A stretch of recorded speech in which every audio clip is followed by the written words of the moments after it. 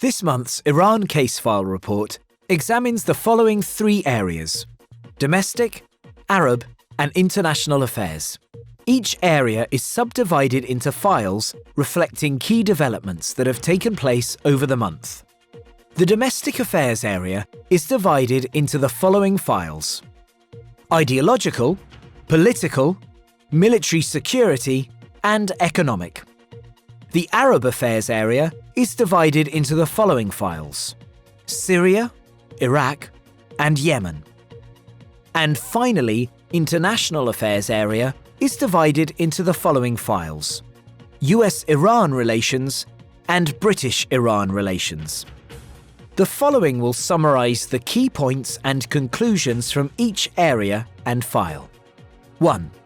Domestic affairs. Iran's project to Islamize the humanities and university curricula faces a real crisis.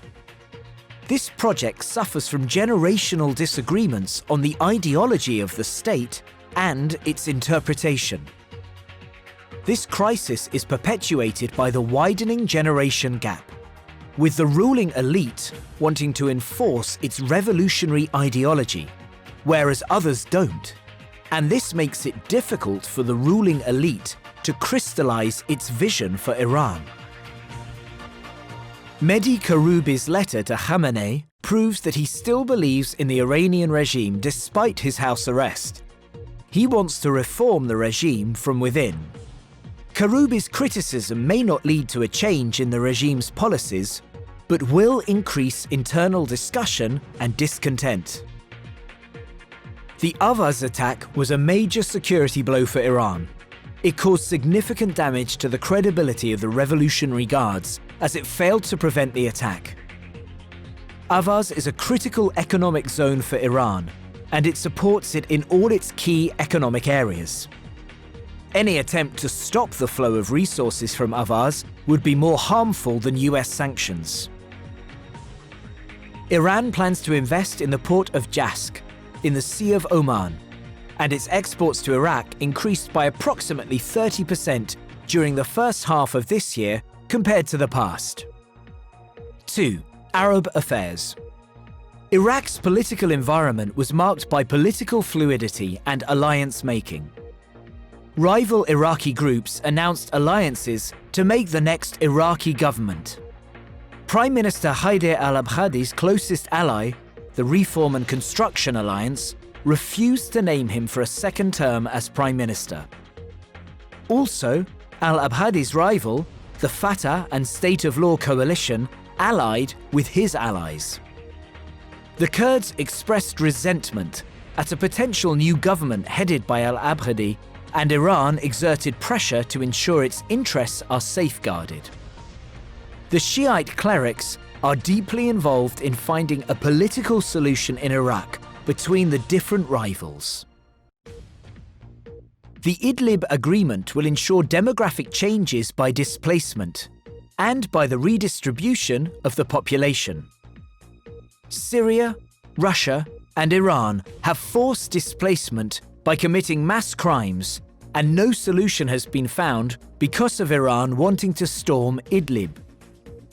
Turkey and Russia agreed to a demilitarized zone in Idlib as Iran was excluded from the talks between them. However, there are doubts over the extent to which the Idlib agreement can be implemented, as Syria and Iran want to wipe out the opposition. In Yemen, Iran's influence is shrinking, and its support to its ally, the Houthis, is on the decline, as Iran has been pushed back by the Arab coalition and is facing internal economic crisis. Iran faces new challenges and feels pressured due to economic woes caused by the US sanctions, which has deteriorated its influence in Yemen. 3.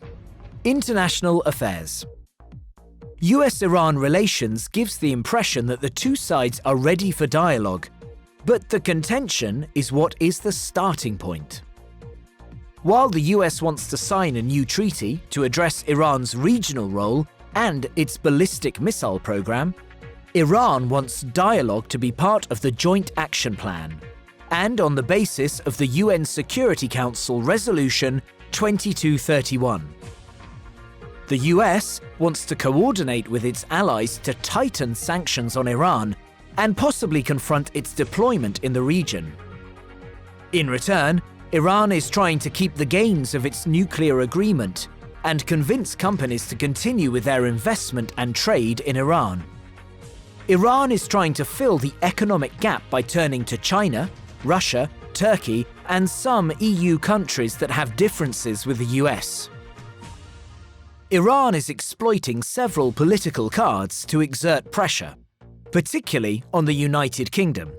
For example, it has accused the kingdom of plotting and planning against Iran in Iraq, and demanded it continues to buy Iranian oil, as well as support its Arak reactor. Iran seeks to turn up the pressure on the United Kingdom to force its hand to reciprocate goodwill, as Iran faces isolation and difficulty as new US sanctions are fast approaching.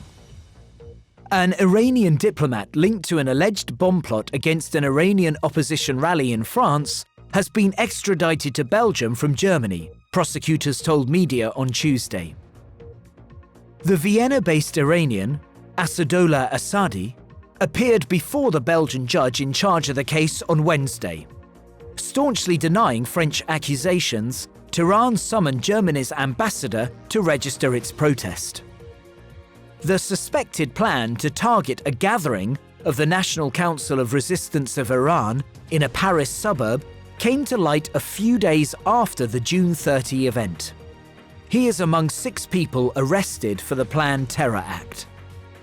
The incident reaffirms the widely held belief that IRGC officials are appointed as Iran's diplomat, which abuse the diplomatic immunity and access to launch subversive activities against dissidents and critics.